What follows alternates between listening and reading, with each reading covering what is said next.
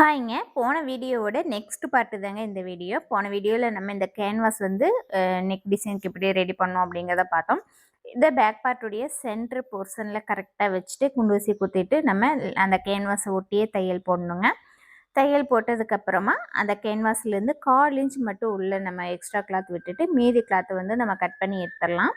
Cut பண்ணி எடுத்ததுக்கப்புறமா அங்கங்கே நம்ம நாச்சஸ் கொடுத்துடணும். நாச்சஸ் வந்து நம்ம போட்ட தையல் மேலே படக்கூடாதுங்க. நாச்சஸ் கொடுத்ததுக்கப்புறமா இதை பேக் பார்ட்டுக்கு வந்து நம்ம திருப்பிக்கலாம். அப்போ அந்த கேன்வாஸ் வந்து உங்களுக்கு பேக் சைடில் போயிடும். ஓரத்தில் ஸ்டிச் போட்டுக்கலாம். இது எப்பவும் நம்ம ஃபாலோ பண்ணுற மெத்தேட் தான்.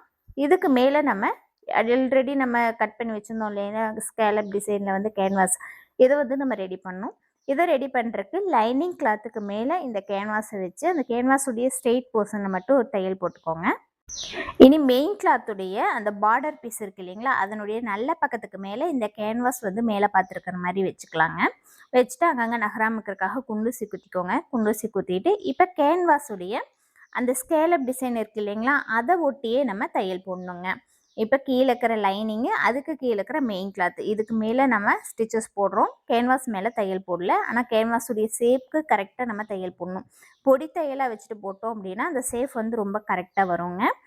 1/4 இன்ச் மட்டும் எக்ஸ்ட்ரா கிளாத் விட்டுட்டு அங்கங்கே நாச்சஸ் போட்டுக்கலாம். நாச்சஸ் போட்டதுக்கப்புறமா திருப்பி எடுத்துட்டு மறுபடியும் ஓரத்தில் கேன்வாஸ் சுற்றிலையுமே இந்த மாதிரி நம்ம தையல் போட்டுக்கலாங்க.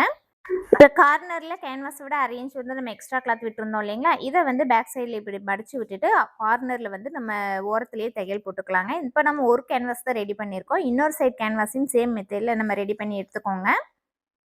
நெக்ஸ்ட் வீடியோவில் நம்ம பார்ட் 3 பார்க்கலாம்.